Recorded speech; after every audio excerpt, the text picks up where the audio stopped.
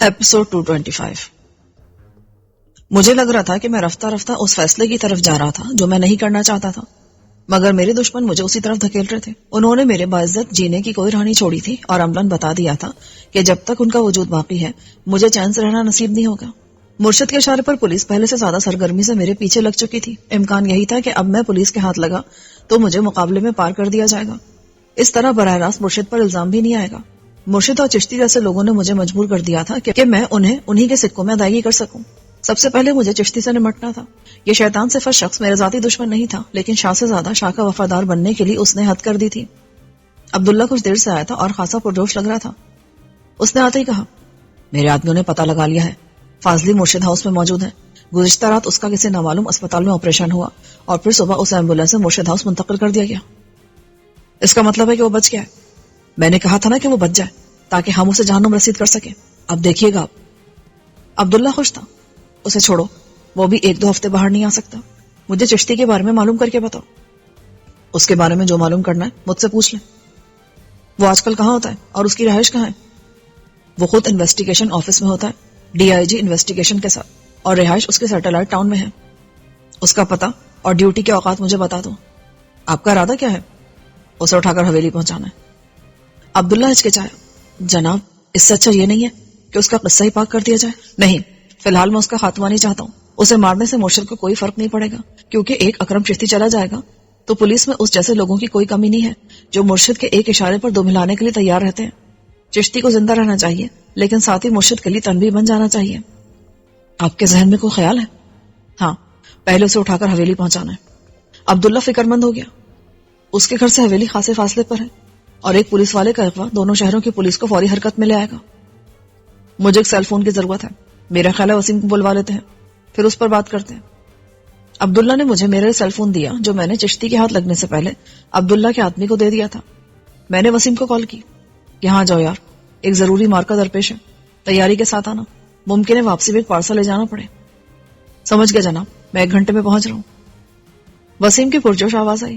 کچھ عرصہ پہلے تک وسیم خود بھی خاصا محتاط تھا، لیکن اب اس میں بھی تبدیلی آئی تھی اور اس نے سمجھ لیا تھا کہ دشمن اس طرح باز نہیں آئے گا۔ اس کے مقابلے میں عبداللہ محتاط تھا، کیونکہ بنیادی طور پر وہ مار دھاڑ والا آدمی نہیں تھا۔ وہ منتظم تھا، اس لیے ہر کام احتیاط سے برتتا تھا۔ میں نے عبداللہ سے کہا، میرا خیال ہے ہم وسیم سے کہیں باہر ملتے ہیں۔ جیسا آپ کہیں۔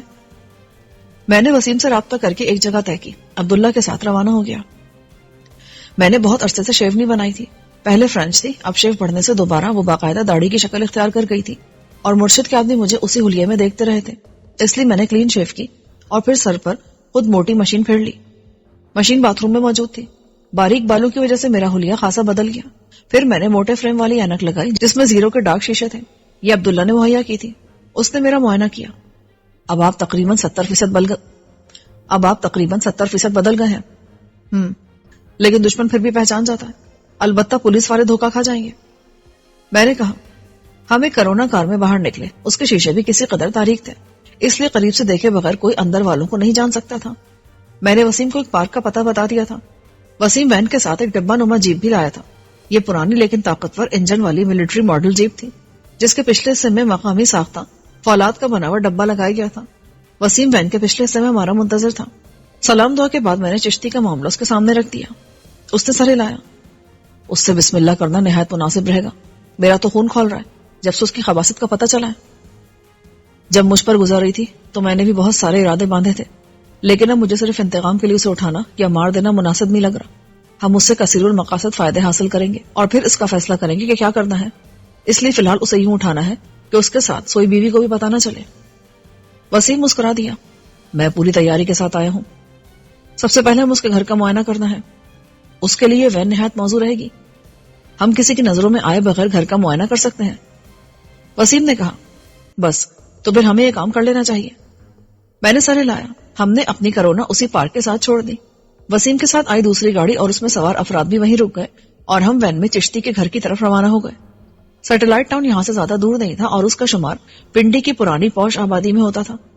یہاں خاندانی رئیس لوگ رہتے ہیں اور ایک زمانے میں سچ مچ خاندانی ہوتے تھے، اب تو ہر دولت مند خاندانی ہو جاتا ہے۔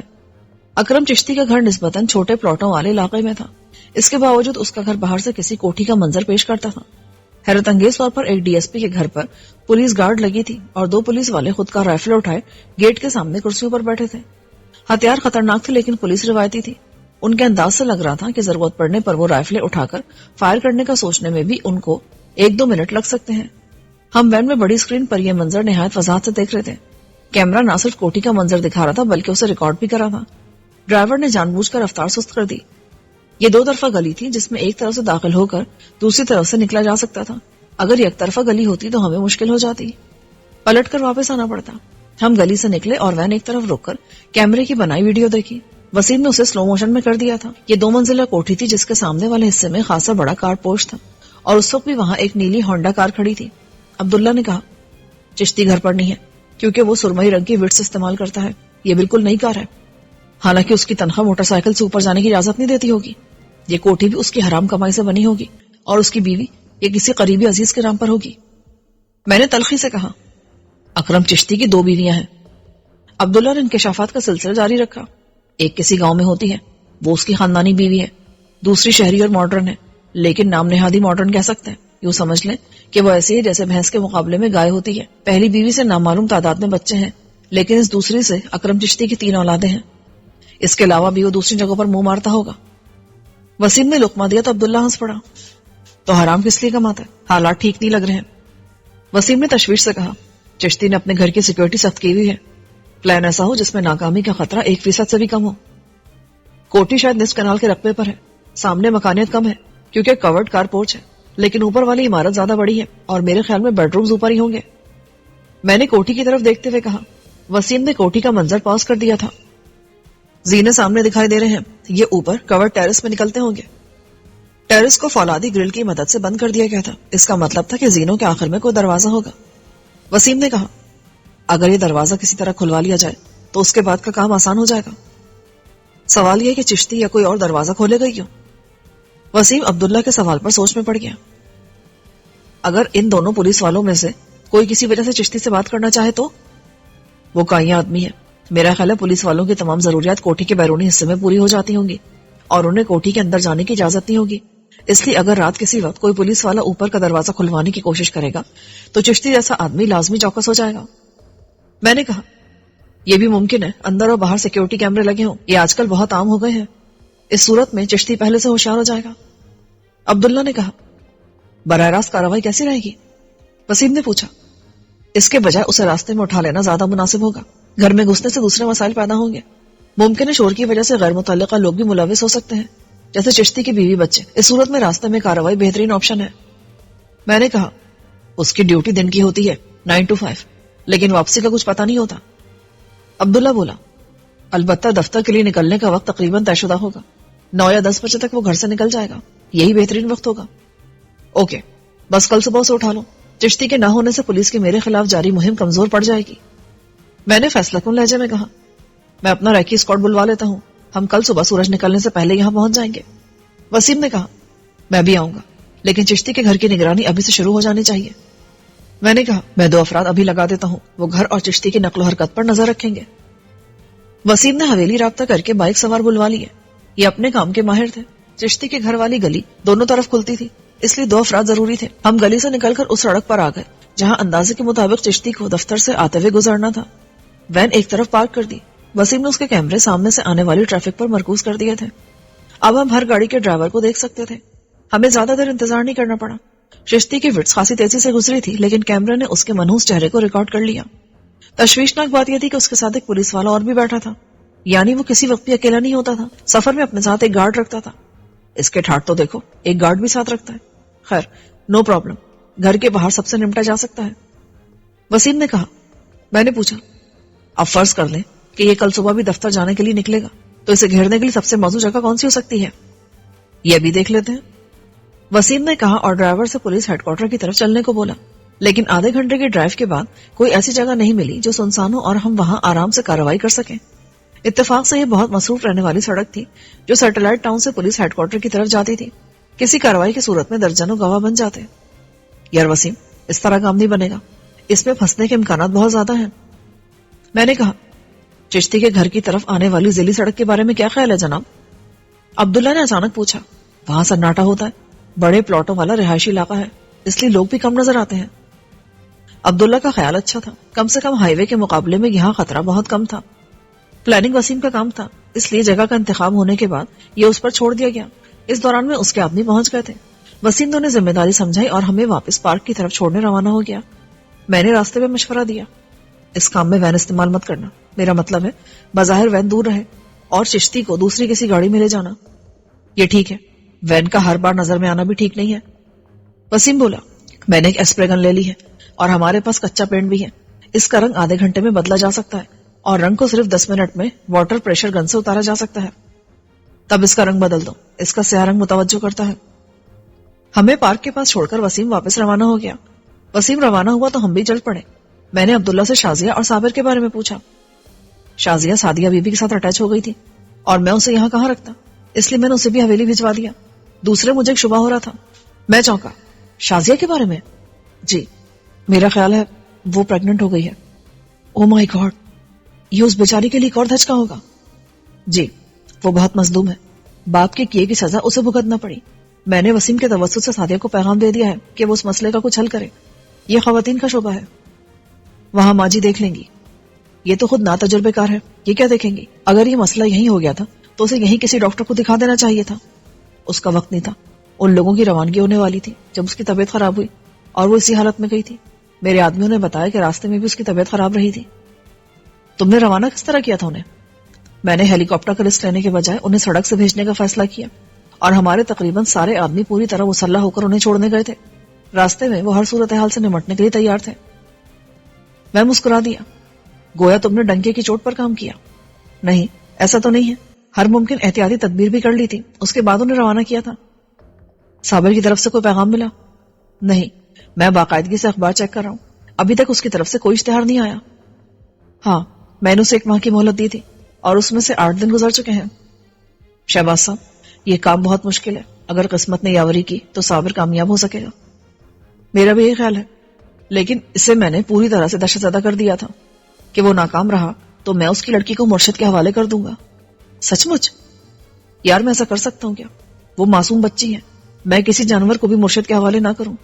اگر صابر ناکام رہا تب بھی اس کی بچی میں اس کی سپرد کروں گا.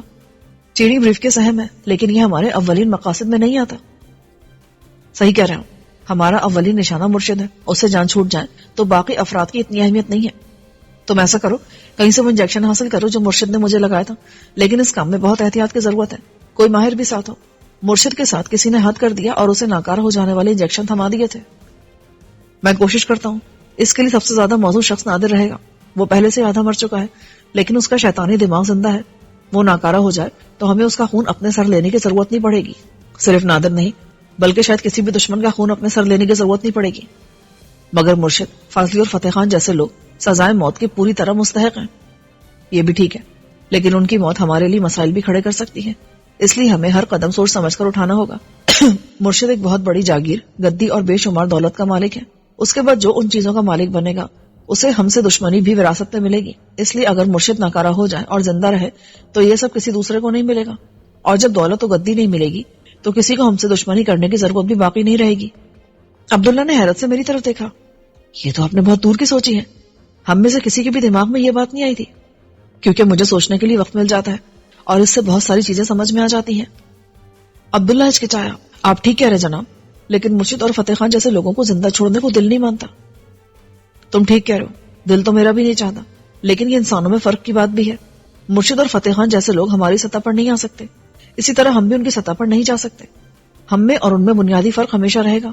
اگر تقدیر نے ان کی موت ہمارے ہاتھ سے لکھی ہے تو یہ الگ بات ہے, لیکن ہمیں صرف جوش انتقام میں ان کی موت کا فیصلہ نہیں کر لینا چاہیے. شاید آپ ٹھیک کہہ رہے ہیں. عبداللہ نے کہا. ہم کوٹھی میں داخل ہوئے تو رات ہو چکی تھی. ملازم نے, جسے سب صوفی کہتے تھے, وہی ایک طرح سے ملازموں کا انچارج تھا, ہمیں آتی رات کا کھانا تیار ہونے کی خبر دی. عبداللہ نے میری طرف دیکھا تو میں نے کہا, آدھے گھنٹے بعد لگا دینا. اور یہ بتاؤ, یہاں کوئی کمپیوٹر یا انٹرنیٹ ہے؟ آپ کا لیپ ٹاپ ہے, اور انٹرنیٹ کے لیے میں نے براڈ بینڈ کی درخواست دے رکھی ہے. شاید وہ 1 آدھ دن میں لگ جائے گا. مانی نے بڑی زبردست سروس لی ہوئی ہے. آپ کہیں تو اس کا بندوبست کر لیتے ہیں. نہیں, اتنی ضرورت نہیں ہے. میں اوپر آ گیا. کمرے میں آتے میں نے سویرا کا نمبر ملایا.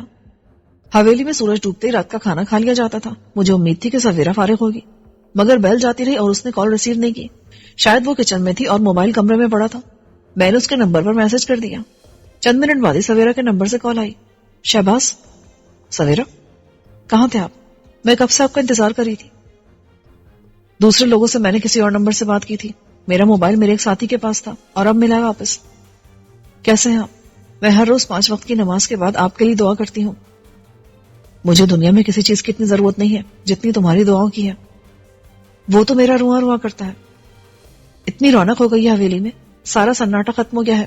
شہباز, یہ لڑکی شازیہ کون ہے؟ میرے ایک دشمن کی بیٹی ہے اور میرے دوسرے دشمن کی بدسلوکی کا شکار ہوئی ہے. کیا مطلب؟ میں نے سویرا کو مختصراً شازیہ کے بارے میں بتا دیا. وہ حیران رہ گئی. اس بیچاری کے ساتھ اتنا برا ہوا؟ مجھے مونا نے کچھ بتایا تھا. وہ تو امید سے ہے. اس مسئلے کا کوئی حل نکالنا ہوگا. تم ماجی سے بات کرو اور اسے کسی لیڈی ڈاکٹر کو دکھاؤ. آپ کا مطلب ہے کہ وہ مسئلہ ختم کر دیا جائے؟ بالکل, اس کے سوا اور کیا راستہ ہے؟ دوسری صورت میں اس لڑکی کی رہی سہی زندگی بھی تباہ ہو جائے گی. اسے کون قبول کرے گا؟ ٹھیک ہے, میں ماجی سے بات کرتی ہوں. اس سے کچھ دیر بات کر کے میں نیچے آیا تو کھانا لگ رہا تھا. کھانے کے بعد میں نے وسیم کو کال کر کے چشتی کے بارے میں رپورٹ لی. وہ گھر آنے کے کچھ دیر بعد ہی گھر سے نکل گیا تھا اور اس نے مری روڈ کی نئی اسکیم کا رخ کیا تھا. وہاں وہ ایک مکان میں موجود تھا.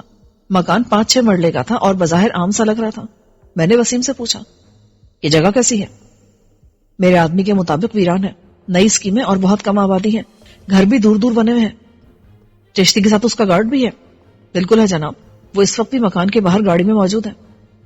اگر یہ کوئی باقاعدہ اسکیم ہے تو یہاں کوئی چوکیداری سسٹم بھی ہوگا. اپنے آدمی سے کہو چوکیدار کو تلاش کرے اور اس سے معلومات حاصل کرے, لیکن اسے شک کا موقع نہ دے. شک تو وہ کرے گا, لیکن اس کا طریقہ ہے. رقم اس کا منہ بند کر دے اور رقم کے ساتھ دھمکی اسے خاموش رہنے پر مجبور کر دے گی. اوکے, اپنے آدمی سے کہو یہ کام کر گزرے. کتنے لوگ ہیں وہاں؟ 2 ہیں. ٹھیک ہے, ایک آدمی مکان اور چشتی کی نگرانی کرے اور دوسرا چوکیدار کو تلاش کرے. کیا خیال ہے, یہی چشتی کو نہ چھاپ لیا جائے؟ نہیں یار, کوئی کچا کام نہیں کرنا ہے. نہ جانے اس مکان میں کون ہے, اور پھر وہی بات ہوگی کہ معاملہ فوراً کھل جائے گا اور چشتی کو حویلی تک لے جانے میں مشکل پیش آ سکتی ہے. دوسرے مکان میں موجود افراد گواہ بن جائیں گے. اوکے, میں ہدایت کرتا ہوں. وسیم نے کال کاٹ دی. میں کمرے میں آئی کیونکہ صبح سویرے اٹھنا تھا, اس لیے میں نے کھانا کم کھایا تھا. کچھ دیر بعد غسل کر کے ایک گلاس دودھ لیا اور سو گیا. موبائل میں 5 بجے کا الارم لگا لیا تھا. میری تھکن خاصی حد تک اتر گئی تھی, لیکن میں نے محسوس کیا کہ میں پوری طرح فٹ نہیں ہوں. مجھے اس میں 1-2 دن اور لگتے. الارم بجا تو میری آنکھ کھل گئی. میں نے اٹھ کر منہ ہاتھ دھویا اور نیچے آیا جہاں عبداللہ اور اس کے آدمی تیار تھے. میں نے کافی کا کہہ کر عبداللہ سے رپورٹ لی. اس نے بتایا چشتی اس مکان سے 11 بجے نکلا اور واپس اپنی کوٹھی پر آ گیا. چوکیدار سے جو معلومات حاصل ہوئی ہیں ان کے مطابق اس گھر میں ایک عورت اور ایک مرد رہتے ہیں, لیکن ان کا کردار نہایت مشکوک ہے کیونکہ تقریباً روز ہی نئی شکلوں والے افراد یہاں آتے ہیں اور اکثر لوگ رات کو یہاں رک جاتے ہیں. کیونکہ آبادی زیادہ نہیں ہے اور جو ہے وہ بھی خود میں مگن ہے, اس لیے عام لوگوں کو ان کے کردار کے بارے میں زیادہ علم نہیں ہے, لیکن چوکیداروں سے اس قسم کی چیزیں چھپ نہیں سکتی ہیں. یعنی قصہ مختصر ہے کہ چشتی یہاں عیاشی کے لیے آتا ہے. اس جیسے آدمی سے اسی کردار کی توقع کی جا سکتی ہے. روانگی کب ہے؟ 10 منٹ میں. میں تیار تھا. عبداللہ نے 1 عدد بریٹا اور اس کے 2 عدد فاضل میگزین میرے سپرد کیے. کافی پیتے ہوئے میں نے ان کا معائنہ کیا اور مطمئن ہو کر اپنی جیکٹ میں رکھ لیا. موسم بہت سرد نہیں تھا, لیکن جیکٹ پہننے کی گنجائش تھی. 5:30 بجے ہم روانہ ہوئے تو صبح کی روشنی نمودار ہو رہی تھی. وسیم اور اس کے ساتھی چشتی کے گھر کے پاس پہنچ چکے تھے.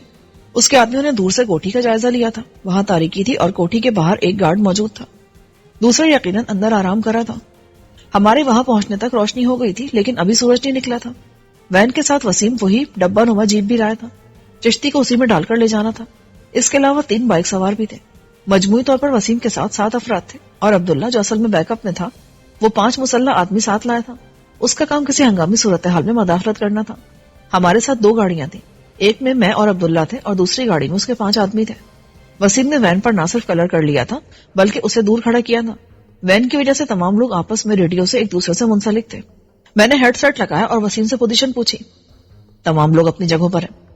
پلان کیا ہے؟ جیسے چشتی گھر سے نکلے گا بائک سوار اس کا پیچھا کریں گے اور خاموش پستول سے گاڑی کا ٹائر برسٹ کر دیں گے. آگے سے جیپ کار کا راستہ روکے گی. چشتی اتنی آسانی سے قابو میں نہیں آئے گا, وہ مزاحمت کرے گا. اس کے لیے ہمارے آدمی تیار ہوں گے. ان کے پاس بے ہوش کر دینے والی ڈاٹ گن ہوگی. بے ہوشی کی دوا کچھ دیر سے اثر کرتی ہے. اگر زیادہ مزاحمت کی تو میں نے اپنے آدمیوں کو ہدایت کر دی ہے کہ وہ جان لیے بغیر گولی چلا سکتے ہیں. وسیم نے کہا, ویسے اس قسم کے کاموں میں خطرہ تو ہوتا ہے. گلی کے دونوں سروں پر وسیم کے آدمی موجود تھے اور وہ کوٹھی پر مکمل نظر رکھے تھے۔ 7 بجے ان میں سے ایک نے اطلاع دی، جناب اندر سے گاڑی نکلی ہے۔ کون سی گاڑی ہے؟ نیلی ہونڈا۔ کار گلی کے کونے پر پہنچی تو ایک بائک اس کے پیچھے لگ گئی۔ بائک سوار نے اطلاع دی، کار میں کوئی ملازم ہے، اس کے علاوہ کوئی نہیں ہے، شاید یہ کسی عارضی کام سے نکلا ہوگا، اس کے پیچھے لگے رہو اور جب ریڈیو کے حد سے نکل جاؤ تو موبائل پر رابطہ رکھنا۔ 10 منٹ بعد اطلاع ملی کہ ملازم ایک معروف حلوائی سے حلوہ پوری اور دوسرا سامان لے رہا تھا۔ یہ کام کر کے وہ 7:30 بجے تک واپس کوٹھی پہنچ گیا، گویا وہاں ناشتے کی تیاری تھی۔ صبح ہوتے ہی دوسرا گارڈ بھی ڈیوٹی پر واپس آ گیا تھا۔ دن اور رات کے الگ الگ محافظ ہوتے لیکن فی الحال ان کی تبدیلی کے آثار نظر نہیں آ رہے تھے۔ 8 بجے ان کے لیے بھی اندر سے ناشتہ آ گیا تھا۔ ہم صبر سے انتظار کر رہے تھے کہ چشتی دفتر جانے کے لیے باہر نکلے تو ہم اپنی کارروائی کریں۔ سب اپنی اپنی جگہ مستعد تھے۔ تمام گاڑیوں اور بائکس کی نمبر پلیٹس بدلی ہوئی تھیں۔ جو لوگ چشتی اور اس کے گارڈ کے سامنے آتے ان کے چہرے چھپے ہوتے، اس لیے بعد میں کوئی ثبوت باقی نہ رہتا۔ 8:30 بجے کے قریب گیٹ پر موجود گارڈ مستعد ہو گئے اور اپنی رائفلیں سنبھال کر کھڑے ہو گئے۔ میرا خیال ہے چشتی باہر آنے والا ہے، وسیم بولا۔ سب چوکنے ہو گئے۔ چند منٹ بعد وٹس باہر آئی اور اس نے گلی کے اس سرے کا رخ کیا جہاں ہم موجود تھے۔ وسیم کے آدمی لمحہ بلمحہ خبردار کر رہے تھے۔ 1 منٹ بعد کار گلی کے سرے پر نمودار ہوئی اور بڑی سڑک کی طرف جانے لگی۔ فوراً ہی تینوں بائک والے اس کے پیچھے نمودار ہوئے۔ میں عبداللہ کے ساتھ دور تھا اور صرف روا کامنٹری پر گزارا کر رہا تھا۔ پھر وسیم نے بتایا، اسے روک لیا گیا ہے۔ یہ سنتے عبداللہ نے گاڑی سٹارٹ کر کے آگے بڑھا دی اور جب تک ہم اس جگہ پہنچے چشتی اور اس کا محافظ بے ہوش کیے جا چکے تھے۔ انہیں حرکت کا موقع نہیں ملا تھا۔ جیپ نے راستہ روکا تھا اور اس سے پہلے کہ چشتی یا اس کا گارڈ ہوشیار ہوتے انہیں ڈاٹ گن کی مدد سے بے ہوش کیا جا چکا تھا۔ چشتی کو نہایت پھرتی سے جیپ کے فولادی باکس سے منتقل کر دیا گیا تھا اور اس پر ایسی بوریاں ڈال دی گئی تھی جن میں کچی روئی بھری ہوئی تھی۔ اب کوئی گاڑی روک کر چیک بھی کرتا تو اسے روئی کی بوریاں ہی ملتی۔ ہم وہاں رکے نہیں تھے بلکہ یوں دیکھتے ہوئے گزرے جیسے عام لوگ ہوں۔ وین اپنی جگہ موجود تھی اور بائک والے آگے نکل گئے تھے۔ جیپ روانہ ہوئی اور چشتی کی کار بے ہوش گارڈ کے ساتھ رہ گئی تھی۔ وہ پنچر کھڑی تھی اور اس کے دروازے بند تھے۔ اتفاق سے کسی نے بھی یہ سین ہوتے نہیں دیکھا تھا، اس لیے اب جب تک کوئی خاص طور سے گاڑی کے پاس آ کر نہ دیکھتا اسے بے ہوش گارڈ کا پتہ نہ چلتا۔ کمال کر دیا، اتنی صفائی سے کام کیا، میں نے ریڈیو پر کہا۔ ڈارٹ گن صرف 2 منٹ میں بے ہوش کر دیتی ہیں اور آدمی کو 3-4 گھنٹے سے پہلے ہوش نہیں آتا۔ وین پیچھے رہے گی، میں خود جیپ میں آ گیا ہوں، وسیم نے کہا۔ اچھا، میں تو تمہیں وین میں سمجھ رہا تھا۔ پھر میں نے عبداللہ کی طرف دیکھا۔ میرا خیال ہے تم اپنے باقی آدمیوں کو واپس بھیج دو، ہم وسیم کے ساتھ چل رہے ہیں۔ عبداللہ موبائل پر اپنے آدمیوں سے رابطہ کرنے لگا جو دوسری گاڑی میں تھے۔ اس گاڑی میں صرف میں اور عبداللہ تھے۔ جیپ میں وسیم اور اس کے ساتھ ڈرائیور تھا۔ باقی 3 بائک سوار تھے۔ مجھے چشتی کے پکڑے جانے کی خوشی تھی۔ اس شخص سے میں اپنا حساب برابر کرنا چاہتا تھا۔ ابھی میں نے یہ نہیں سوچا تھا کہ اس کا کرنا کیا ہے۔ ممکن ہے اس کے لیے سزائے موت تجویز کی جاتی، لیکن ایک چیز میں نے سوچ لی تھی، اس سانپ کو اب زہر اور دانت کے ساتھ نہیں چھوڑنا ہے۔ اگر اسے زندہ رہنا بھی پڑا تو اسے ناکارہ کر کے رہا کریں گے، اور اس سے پہلے حویلی کے تہخانے میں اسے کچھ یادگار وقت گزارنا تھا جسے وہ مرتے دم تک فراموش نہ کر سکے۔ عبداللہ نے اپنے آدمی واپس بھجوا دیے تھے اور اب خاموشی سے ڈرائیو کرا تھا۔ وین کہیں آس پاس تھی لیکن اس کا مواصلاتی سسٹم بند کر دیا گیا تھا، اس لیے اب ہم آپس میں بات چیت نہیں کر سکتے تھے۔ میں نے ہیڈ سیٹ اتار دیا۔ میرے موبائل کی بیل بجی۔ وسیم کال کرا تھا۔ کیا ہوا وسیم؟ کوئی گڑبڑ ہے جناب، اس سڑک پر آگے پولیس نے ناکا لگا رکھا ہے، گاڑیوں کی تلاشی لی جا رہی ہے۔ ابھی ہم دور تھے۔ میں نے عبداللہ سے گاڑی سڑک سے ہٹانے کو کہا اور وہ اسے گھما کر سروس روڈ پر لے آیا۔ مزید آگے جا کر ہم ٹریفک کے ہجوم میں پھنس سکتے تھے۔ میں نے کہا، وسیم یہ ناممکن ہے کہ پولیس اتنی جلدی حرکت میں آ جائے، انہیں چشتی کی تلاش نہیں ہے، یہ کوئی اور چکر ہے۔ آپ ٹھیک کہہ رہے ہیں، لیکن ہم بھی اس چکر کی لپیٹ میں آ سکتے ہیں۔ ہم آگے آ چکے ہیں اور واپسی کی کوئی گنجائش نہیں ہے۔ صورتحال اچانک تشویشناک ہو گئی تھی۔ چشتی جتنی آسانی سے ہمارے ہاتھ لگا تھا، اس سے لگ رہا تھا کہ اب کوئی مشکل نہیں ہے، لیکن مشکل اچانک ہی سامنے آئی تھی۔ یہ سڑک پنڈی شہر کے اندر تھی اور یہاں اس طرح چیکنگ کا مطلب تھا کہ پولیس کوئی بڑی سرگرمی کر رہی تھی۔ پچھلے کچھ عرصے سے جڑواں شہروں کے حالات ٹھیک نہیں رہے تھے۔ تواتر سے دہشت گردی کی وارداتوں نے پولیس اور انتظامیہ کو چونکنا کر دیا تھا اور ممکن ہے یہ تلاشی بھی اسی سلسلے میں لی جا رہی ہو۔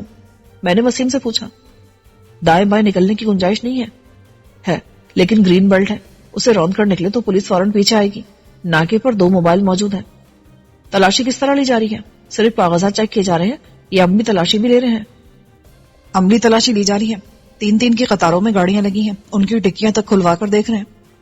کسی بھی طرح وہاں سے نکلو، ایک بار ناکے کے پاس پہنچ گئے تو گلو خلاصی مشکل ہو جائے گی۔